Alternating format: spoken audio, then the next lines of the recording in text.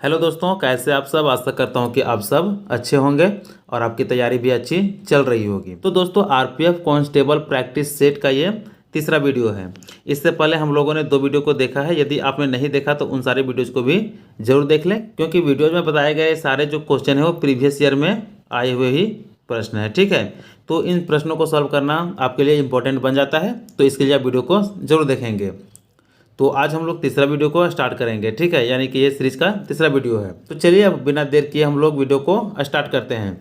और पहले दोस्तों, वीडियो में आपको खास ध्यान रखना है कि पहले वीडियो को पॉज कर प्रश्न को खुद से सॉल्व करना है, उसके बाद आगे वीडियो को देखना है ताकि आपका कॉन्फिडेंस बढ़ सके। तो चलिए हम लोग आज के वीडियो को देखते हैं। तो देखिए, आज के वीडियो का ये पहला प्रश्न है। ठीक है, यहाँ पे प्रश्न संख्या 1 दिख रहा होगा। तो पहले आप वीडियो को पॉज कर इस प्रश्न को खुद से सॉल्व करने का कोशिश करेंगे, उसके बाद वीडियो को आगे देखेंगे। तो चलिए पहले प्रश्न को पढ़ते हैं कि एक वस्तु को 243 रुपये में बेचने पर 10% की हानि होती है, वस्तु का क्रय मूल्य ज्ञात कीजिए। तो चलिए प्रश्न में हम लोग समझते हैं कि ये जो 243 दिया हुआ है ये एसपी है। ठीक है, यानी कि कोई वस्तु को 243 रुपये में बेचा जाता है, तब यहाँ पे देख सकते हैं कि ये 10% की हानि होती है। ठीक है, यानी कि ये लॉस परसेंट दिया गया है। उसके बाद पूछा है कि वस्तु का क्रय मूल्य क्या है, यानी कि वस्तु का जो लागत मूल्य है जिसे सीपी बोलते हैं वो क्या है। ठीक है, ये पूछा है। तो इसे हम लोग निकालेंगे कैसे। तो सबसे पहले हम देखेंगे कि लॉस परसेंट कितना दिया गया है। तो लॉस परसेंट यहाँ पे देख सकते हैं 10% है, और 10% का ही जो फ्रैक्शन वैल्यू होता है वो 1/10 होता है। ठीक है, यानी कि यहाँ पे देख सकते हैं कि फ्रैक्शन में 10 में से 1 का नुकसान हुआ है। ठीक है, तो पूरा जो वस्तु बेचा है 243, उसमें से 1 का नुकसान हुआ है, यानी कि ये 9 का वैल्यू है। और हमसे पूछा कितना है क्रय मूल्य यानी कि टोटल 10 का वैल्यू। ठीक है, और परसेंट में देखें तो 100% का वैल्यू चाहिए, और फ्रैक्शन में देखें तो 10 का वैल्यू चाहिए। ठीक है, तो इस प्रश्न को हम लोग सीपी कैसे निकालेंगे, तो चलिए आगे इसे हम लोग सॉल्व करते हैं। ठीक है, आगे देखेंगे कि ये जो 243 दिया हुआ है, ठीक है, 243 ये 9 का वैल्यू है, क्योंकि इसमें पहले ही बता चुके हैं कि 10% की हानि होती है, 9 का वैल्यू है। और हमसे पूछा है क्रय मूल्य यानी कि 10 का वैल्यू, तो इसे हम लोग 10 से गुना कर देंगे। ठीक है, अब आगे गुना करेंगे तो ये कितना आ जाएगा 2430 आ गया। ठीक है, इसे हम लोग 9 से भाग करेंगे। ठीक है, 9 से भाग करेंगे तो यहाँ पे देखेंगे कि कटने पे 9 दूना 18 आ जा रहा है, यहाँ से 6 बचा, 9 7 63 और 1 0, यानी कि 270 रुपया।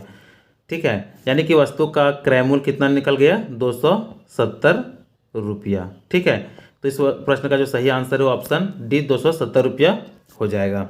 तो चलिए, उम्मीद है कि ये प्रश्न आप सबको अच्छे से समझ में आ गया होगा, और यदि कहीं डाउट रहता तो आप हमें कमेंट जरूर करेंगे। तो चलिए फिर नेक्स्ट प्रश्न को देखते हैं। तो देखिए, ये है दूसरा प्रश्न। ठीक है, तो चलिए पहले प्रश्न को पढ़ते हैं कि ए किसी काम को 20 दिनों में पूरा कर सकता है तथा बी उसी काम को 30 दिनों में पूरा कर सकता है। ए तथा बी दोनों एक साथ मिलकर काम को कितने दिनों में पूरा करेंगे। यानी कि जो जो दिया हुआ उसे हम लोग पहले लिखते हैं। ठीक है, कि ए किसी काम को 20 दिनों में पूरा कर सकता है और बी उसी काम को जो है कि 30 दिनों में पूरा कर सकता है। ठीक है, तब बोला है कि ए प्लस बी यानी कि दोनों एक साथ मिल जाएंगे तो काम को कितने दिन में समाप्त करेंगे। ठीक है, तो यहाँ पे देख सकते हैं कि पर्सन जो है वो 2 है। ठीक है, पहला ए और दूसरा बी। तो इसे चलिए हम लोग इसे डायरेक्ट फार्मूला से बनाते हैं। ठीक है, इसका फार्मूला क्या हो जाता है ए बी बटा में ए प्लस बी। ठीक है, तो ये इसका फार्मूला हो जाता है 2 पर्सन के लिए, यानी कि जब 2 व्यक्ति काम करते हैं तब के लिए। ठीक है, तो ये ए का वैल्यू हो गया, ये बी का वैल्यू हो गया। तो आगे हम लोग इसे सॉल्व करेंगे कि ए बी है। ठीक है, तो 20 गुना में 30 बटा में ए प्लस बी है, यानी कि 20 प्लस 30। ठीक है, 20 गुना 30 बटा में 20 प्लस 30 आ गया। इसके बाद चलिए आगे इधर सॉल्व करते हैं। तो यहाँ पे ऊपर गुना करेंगे 20 गुना 30, तो यह कितना आ जाएगा 600 आ जाएगा। ठीक है, तो यहाँ पे हम लोग 600 लिख देते हैं, और भाग करेंगे कितना से, तो 20 और 30 यहाँ से ये 50 आ गया। ठीक है, अब चलिए जो कटेगा उसे काटते हैं। 1 0 से 1 0 ये कट गया, और 5 से ये 12 बार में कट जाएगा। तो यहाँ से देख सकते हैं कि ये दिन निकल करके आ गया। ठीक है, कि ए और बी जब दोनों एक साथ मिल करके काम करेगा तो काम कितने दिनों में पूरा होगा 12 दिन में, जो कि ऑप्शन सी है, और ऑप्शन सी इस प्रश्न का ये सही आंसर हो जाएगा। ठीक है, 12 दिन। बाकी इस प्रश्न को आप और भी अलग तरीका से बना सकते हैं, जो कि हमने कल के वीडियो में बताया है। उम्मीद है कि ये भी तरीका आप सबको अच्छे से समझ में आ गया होगा। इसमें करना कुछ नहीं, बस यहाँ पे एक जो फॉर्मूला है इस फॉर्मूला को याद रखना है, इस पर वैल्यू बैठा देना है। ठीक है, तो चलिए फिर नेक्स्ट प्रश्न को देखते हैं। तो देखिए यहाँ पे ये तीसरा प्रश्न है। ठीक है, पहले प्रश्न को हमसे पढ़ेंगे कि मैरिलिन सामान्य चाल के 9/10 से चलता है और सामान्य समय से 15 मिनट अधिक समय लेता है, सामान्य समय ज्ञात कीजिए। अब यहाँ पे देख सकते हैं कि सामान्य ये चाल दिया हुआ है, ठीक है, 9/4 से चलता है। तो कहने का मतलब है कि जो इसका सामान्य चाल है यानी कि स्पीड जो है वो पहले 10 था, लेकिन अब इसका स्पीड कितना हो गया, ये 9 हो गया, ठीक है। तब जो टाइम का है वो इसका उल्टा हो जाएगा, ठीक है। तो टाइम का रेशियो क्या आ जाएगा, ये 9:10 आ जाएगा, ठीक है। अब आगे फिर क्या बोला है कि सामान्य समय से 15 मिनट अधिक समय लेता है, ठीक है। तो 15 मिनट अधिक समय लेता है। आप ध्यान रखेंगे कि यहाँ पे जो टाइम का रेशियो है, यहाँ पे 9 और यहाँ पे 10 है, यानी कि रेशियो में टाइम बढ़ रहा है, जो कि मिनट में देखें तो 15 मिनट बढ़ रहा है, ठीक है। तो सही समय में जो यानी कि सामान्य समय जो लेता था वो 9 के रेशियो में लेता है, लेकिन बढ़ा हुआ जो रेशियो है वो 10 है, ठीक है। तो बोला कि सामान्य समय से अधिक समय, यानी कि इसका जो डिफरेंस है वो 15 मिनट का डिफरेंस है, और यहाँ पे रेशियो में देखो तो ये 1 का डिफरेंस है, ठीक है। तो यही 1 के बराबर जो है वो 15 मिनट हो जाएगा। तब बोला है कि सामान्य समय ज्ञात कीजिए। तो सामान्य समय कितना है, ये 9 है, तो इसे 9 से गुना कर देंगे, ठीक है। अब 15 को 9 से गुना करेंगे तो कितना आ जाएगा, 135 मिनट, ठीक है। यानी कि इस प्रश्न का जो सही आंसर है ऑप्शन सी 135 मिनट हो जाएगा, ठीक है। तो सारे प्रश्न इंपॉर्टेंट है, क्योंकि सारे जो प्रश्न है वो एग्जाम में आए हुए ही प्रश्न है, ठीक है। इसके बाद चलिए नेक्स्ट हम लोग प्रश्न को देखते हैं। चलिए अगला प्रश्न ये चाहता है कि 2,000 रुपये पर 10% प्रतिवर्ष की दर से 2 वर्षों के लिए वार्षिक रूप से संयोजित चक्रवृद्धि ब्याज ज्ञात कीजिए, ठीक है। इसमें ब्याज पूछा है। तो देखिए राशि कितना है, यानी कि पी जो है वो कितना है, 2,000 रुपया दिया है, ठीक है। उसके बाद रेट देखें हैं तो रेट कितना है, ये 10% है, और टाइम 2 ईयर यानी कि 2 साल है, ठीक है। तो चलिए आगे हम लोग इसमें देखेंगे कि 10% के रेट से 2 साल का चक्रवृद्धि ब्याज कितना हो जाएगा, ये 21% हो जाएगा, ठीक है। ये 21% हो जाता है। तो इसमें हम लोग निकालने के लिए क्या करेंगे कि 2,000 का 21% निकालेंगे, ठीक है। 2,000 का 21% निकालेंगे तो हमारा स्याही निकल जाएगा 21/100। अब इस 2 जीरो से ये 2 जीरो कट गया। अब 20 को 21 के साथ में गुना करेंगे तो 21 दूना 42 यानी कि 420 रुपया आ गया, ठीक है।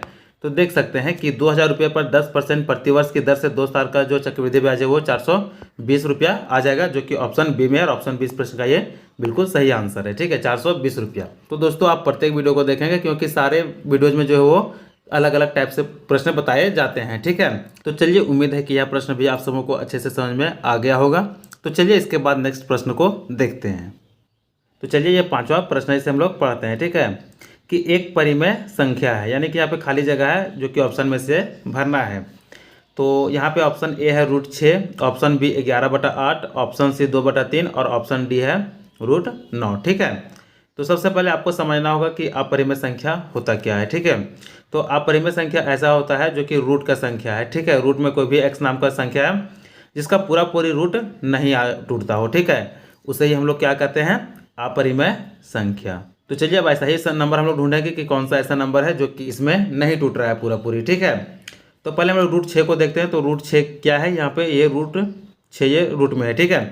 तो क्या इसका √6 का एक परफेक्ट वैल्यू बिना डेसिमल का आ सकता है, ऐसा नहीं आ सकता है, तो ये हो सकता है।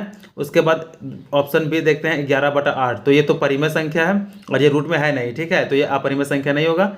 सी को देखते हैं तो 2/3, ये भी बी के जैसा ही है, ठीक है, यानी कि ये परिमेय संख्या है। उसके बाद डी को देखते हैं तो ये √9 है, ठीक है। डी का वैल्यू कितना है, √9, और √9 का हम लोग अगर आगे देखते हैं तो इसका वैल्यू 3 आ जाता है, ठीक है। तो देख सकते हैं कि रूट तो इसका पूरी टूट गया है, इसका डेसिमल में कोई भी वैल्यू नहीं आया, तो ये आंसर नहीं होगा, ये परिमेय संख्या है, ठीक है। तो इसमें एक ऑप्शन बचता है ऑप्शन ए, जिसका पूरी रूट नहीं खुल पाता है और इसका वैल्यू √6 है, ठीक है। तो यही आपका सही आंसर हो जाएगा ऑप्शन ए, √6, ठीक है। इसके बाद चलिए फिर नेक्स्ट प्रश्न को देखते हैं। तो देखिए यहाँ पे है ये 6ठा प्रश्न, ठीक है। इसमें क्या बोला है कि 2 संख्याओं का एलसीएम 64 और एचसीएफ 16 है। यदि उनमें से एक संख्या 64 है तो दूसरी संख्या ज्ञात कीजिए। तो ऐसा प्रश्न हम लोग पिछले वीडियो में भी देख चुके हैं कि इसका एक फॉर्मूला होता है, क्या होता है कि एलसीएम, ठीक है, एलसीएम गुना में एचसीएफ बराबर में पहली संख्या गुना दूसरी संख्या, ठीक है। बस इसे आप याद रख लेंगे। उसके बाद आपसे चाहे एलसीएम पूछे, एचसीएफ पूछे, पहली संख्या पूछे, दूसरी संख्या पूछे, किसी संख्याओं का गुणनफल पूछे, आप सारा कुछ बता सकते हैं, ठीक है। बस ये काफ़ी इंपॉर्टेंट है, इसे आप लोग जरूर याद रखेंगे। तो चलिए आगे देखते हैं, जो जो वैल्यू दिया है उसे हम लोग बैठाते हैं। तो 2 नंबर है, ठीक है। अब 2 नंबर में क्या है ये नहीं पता, एक नंबर पता है कि 64 है, लेकिन दूसरा नहीं पता, तो दूसरा निकालना है। तो एलसीएम का वैल्यू कितना दिया है 64, तो एलसीएम की जगह में हम लोग 64 लिख देंगे। फिर गुना कर देंगे एचसीएफ, तो एचसीएफ की जगह में 16 यहाँ पे लिख देंगे। उसके बाद बराबर पहली संख्या कितना है, तो पहली संख्या यहाँ से देख सकते हैं कि ये 64 है, ठीक है। 64 लिख देंगे, गुना में ये दूसरी संख्या नहीं पता तो इसे ऐसे ही लिख देते हैं, ठीक है। अब आगे जो कटेगा उसे हम लोग काट देते हैं। तो यहाँ की एक 64 से ये 64 कट गया, और दूसरी संख्या तो इधर 16 बचा बराबर दूसरी संख्या, ठीक है। यानी दूसरी संख्या का वैल्यू कितना हो जाएगा 16, जो कि ऑप्शन बी में, और ऑप्शन बी इस प्रश्न का ये सही आंसर 16 हो जाएगा, ठीक है। तो ऐसे प्रश्न काफ़ी इजी होते हैं, बस आपको एक ये फॉर्मूला याद रखना होता है, ठीक है। इसके बाद चलिए फिर हम लोग नेक्स्ट प्रश्न को देखते हैं। तो देखिए यहाँ से ये 7वां प्रश्न है। इसमें क्या बोला है कि एक आयत की चौड़ाई 100 सेंटीमीटर और कर्ण 260 सेंटीमीटर है, तो आयत का परिमाप ज्ञात कीजिए। तो देखिए ये थोड़ा मेंसुरेशन का अच्छा सवाल है, ठीक है। तो इस प्रश्न को कैसे सॉल्व करेंगे आगे हम लोग देखते हैं। तो सबसे पहले हम लोग एक आयत को बनाएंगे, ठीक है। चलिए यहाँ से एक आयत हम लोग ऐसे आयत बना दिए, ठीक है। जिसमें से क्या बोला कि आयत की चौड़ाई 100 सेंटीमीटर है, तो चौड़ाई कितना है ये 100 सेंटीमीटर है, ठीक है। उसके बाद बोला कि कर्ण 260 सेंटीमीटर है, तो आगे हम लोग कर्ण भी बनाना पड़ेगा। ऐसे हम लोग खींच देते हैं, ये कर्ण बन गया, ठीक है। ये कितना है, ये 260 सेंटीमीटर है। तब बस आपको एक चौड़ाई दिया है, कर्ण दिया है, उसके बाद पूछा है कि आयत का परिमाप, यानी कि ये इस पूरे का वैल्यू पूछा है, ठीक है। पूरे का वैल्यू जोड़ करके परिमाप होता है, तो चारों भुजाओं को जोड़ करके इसका वैल्यू पूछा है, ठीक है। तो इसे हम लोग कैसे बनाएंगे, तो देखिए एक तो आता है कि इसको हम लोग पाइथागोरस तरीका से बना सकते हैं कि कर्ण का स्क्वायर माइनस लंब का स्क्वायर करेंगे, उसके बाद आधार का स्क्वायर निकल जाएगा, ठीक है। तो वो तो काफ़ी लंबा बन जाएगा क्योंकि यहाँ संख्या बड़ा बड़ा है, ठीक है। तो इसके लिए हम लोग ट्रिपलेट यूज करेंगे, ठीक है। ये राइट एंगल ट्रायंगल बन रहा है, ठीक है। तो इसके लिए एक फिक्स रेशियो होता है। तो चलिए देखते हैं कि इसमें से कौन सा ट्रिपलेट आएगा, ठीक है। पहले इसे हम लोग काटते हैं कि जिससे ये कट जाए, ठीक है। तो चलिए इसे हम लोग 20 से काटेंगे, तो 20 से काटने पर ये 5 आ जाएगा, 20 से इसे काटेंगे तो ये 13 आ जाएगा, ठीक है। तो सभी को पता होगा कि 5, 12, 13 एक ट्रिपलेट होता है, यानी कि इसका वैल्यू कितना आ जाएगा 12। अब हम लोग काटे कितना से 20 से, तो इसे 20 से गुना भी कर देंगे, तो इसका एग्जैक्ट वैल्यू कितना आ गया 240 सेंटीमीटर, ठीक है। अब हमारे पास सारा वैल्यू आ गया। चौड़ाई यहाँ पे जो 100 सेंटीमीटर है वो 100 सेंटीमीटर आ गया, और लंबाई 240 सेंटीमीटर यहाँ से देख सकते हैं ये आ गया, ठीक है। अब परिमाप पूछा तो इसका परिमाप हम लोग आसानी से बता सकते हैं। परिमाप का फॉर्मूला क्या होता है 2 × L+B, यानी कि लंबाई प्लस चौड़ाई। तो चलिए आगे हम लोग लिखते हैं, यहाँ पे 2 से गुना कर देते हैं। आगे देखेंगे लंबाई कितना है 240, तो 240 प्लस में चौड़ाई कितना है 100, तो यहाँ से 100 कर देते हैं, ठीक है। फिर 2 से गुना करेंगे तो 240 और 100 कितना हो जाएगा, ये 340 हो जाएगा, ठीक है। अब इसको 2 से गुना करेंगे तो ये 680 सेंटीमीटर आ गया, जो कि इस आयत का परिमाप है, और ऑप्शन सी 680 सेंटीमीटर इसका ये सही आंसर हो जाएगा, ठीक है। तो देख सकते हैं कि ऐसे प्रश्नों को कैसे कम समय में किया जा सकता है। बस आपको ट्रिपलेट कुछ याद रखना था, ठीक है। यदि आप ट्रिपलेट को ध्यान में नहीं रखते हैं तो इसमें आपका अधिक समय लग सकता है। तो देख सकते हैं ट्रिपलेट के माध्यम से कितने कम समय में ऐसे प्रश्नों को किया जा सकता है। तो उम्मीद है कि आप सबको भी ये प्रश्न अच्छे से समझ में आ गया होगा। तो चलिए इसके बाद नेक्स्ट प्रश्न को देखते हैं। तो चलिए ये है 8वां प्रश्न, ठीक है। इसमें क्या बोला है कि x का मान ज्ञात कीजिए, जिसमें दिया है कि √189 - x बराबर √178 - √81, यानी कि ऐसा दिया है, और यहाँ पे देख सकते हैं कि रूट के अंदर भी रूट दिया है, ठीक है। तो इसमें हम लोग x का मान कैसे निकालेंगे, तो पहले हम लोग इस टर्म को इधर सॉल्व करते हैं, ठीक है, क्योंकि इसमें डबल रूट है। सिंगल रूट वाले को रहने देते हैं, अभी डबल रूट वाले को सॉल्व करते हैं। तो सबसे पहले हम लोग यहाँ पे देखेंगे कि ये जो √81 है इसका वैल्यू 9 होता है, ठीक है। अब इस यहाँ पे 9 होता है, तो आगे हम लोग इसे सॉल्व करेंगे तो कितना आ जाएगा 178 माइनस में 9 आ जाएगा, ठीक है। अब इससे आगे हम लोग फिर बढ़ाते हैं तो कितना आ जाएगा रूट, यहाँ पे कितना आ जाएगा कि 18 में 9 जाएगा तो ये 9 आ जाएगा, 6 और 1 169 आ गया, ठीक है। और √169 का वैल्यू 13 होता है, तो यहाँ पे इसका वैल्यू इस साइड का यानी कि राइट साइड का 13 आ गया। अब आगे हम लोग इसे लिखते हैं तो √189 - x बराबर 13। अब दोनों साइड हम लोग इसका स्क्वायर कर देंगे, ठीक है। दोनों साइड हम लोग स्क्वायर कर देंगे, तो चलिए यहाँ पे भी स्क्वायर कर दिया और यहाँ पे भी इसका स्क्वायर कर दिए, ठीक है। अब यहाँ पे स्क्वायर किए तो इस स्क्वायर से ये रूट कट गया, और आगे सॉल्व करेंगे तो फिर यहाँ से आ जाएगा 189 माइनस एक्स बराबर 13 का स्क्वायर 169 हो जाता है। ठीक है, इसके बाद फिर से चलिए आगे हम लोग यहाँ पे देखते हैं। ठीक है, कि x बराबर कितना आ जाएगा 189 माइनस में 169 आ गया। ठीक है, आगे इसमें हम लोग इसे माइनस कर देंगे यहाँ से, तो कितना आ जाएगा 9 में 9 ये 0 आ गया, 8 में 6 गया तो 2 और 1 में 1 0 यानी कि 20। ठीक है, यानी कि इस प्रश्न में जो x का वैल्यू है वो 20 आ गया और हमसे पूछा क्या है, x का ही मान निकालने बोला है। ठीक है, जो कि ऑप्शन ए में है, तो ऑप्शन ए इस प्रश्न का ये सही आंसर हो जाएगा 20। तो देख सकते हैं कि रूट के प्रश्न को कैसे सॉल्व किया जाता है। पहले यहाँ पे डबल रूट है, तो जो रूट का वैल्यू आ रहा है पहले हम लोग उसे तोड़ लेंगे। ठीक है, उसके बाद आगे सॉल्व करेंगे तो प्रश्न को हम लोग कम समय में कर सकते हैं। तो चलिए फिर आगे नेक्स्ट प्रश्न को देखते हैं।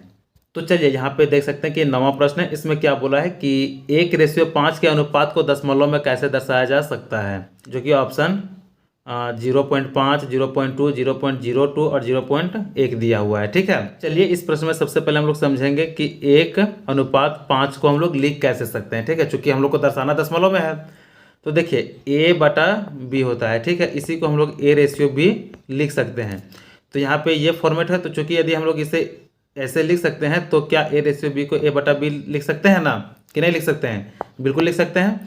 तो इसी तरह से यहाँ भी करेंगे कि 1:5 है, तो इसे हम लोग 1/5 लिख सकते हैं। ठीक है, अब हमारे पास यहाँ से 1/5 आ गया। अब इसे हम लोग 1 को 5 से भाग करेंगे तो ये कितना आ जाएगा 0.2 आ जाएगा। ठीक है, अब इसमें ऐसा भी तो नहीं है कि हम आप लोग को भाग देकर दिखाएं, क्योंकि इतना भाग आप लोगों को देना आता होगा। तो 1/5 का वैल्यू कितना होता है 0.2, जो कि ऑप्शन बी में है और ऑप्शन बी इस प्रश्न का ये बिल्कुल सही आंसर हो जाएगा। ठीक है, तो आप लोगों को प्रश्न कैसा समझ में आ रहा है आप हमें कमेंट कर जरूर बताएंगे। इसके बाद चलिए फिर हम लोग नेक्स्ट प्रश्न को देखते हैं। तो देखिए यहाँ पे फिर से देख सकते हैं ये 10वां प्रश्न है। इसमें क्या बोला है कि हल कीजिए। ठीक है, 0.275 प्लस 0.569 माइनस 0.336। ठीक है, तो देखिए यहाँ पे कुछ भी नहीं करना, ये सिंप्लीफिकेशन का प्रश्न है। ठीक है, और ये काफ़ी इजी प्रश्न है, क्योंकि इसमें केवल जोड़ और घटाव करना है, बाकी आगे कुछ करना है नहीं। ठीक है, दशमलव है तो आप इतना तो दशमलव कर ही सकते हैं, तो इसको हम सॉल्व ना करेंगे, आप इसका आंसर कमेंट में जरूर देंगे। ठीक है, यहाँ पे 4 ऑप्शन देख सकते हैं, यहाँ पे दिया गया है जिसका आंसर आपको कमेंट में देना है। ठीक है, तो चलिए यहाँ तक हम लोगों ने टोटल 10 प्रश्नों को देख लिया, जो कि एग्जाम के लिए रिलेवेंट है और सारे प्रीवियस ईयर आए हुए ही प्रश्न है। ठीक है, तो आज का वीडियो आप लोगों को कैसा लगा आप हमें कमेंट कर जरूर बताएंगे, और वीडियो अच्छा लगा तो वीडियो को लाइक कर चैनल को जरूर सब्सक्राइब कर लेंगे, ताकि आने वाले वीडियो का नोटिफिकेशन आप लोगों तक पहुंच सके। तो चलिए मिलते हैं फिर नेक्स्ट वीडियो में, तब तक के लिए धन्यवाद।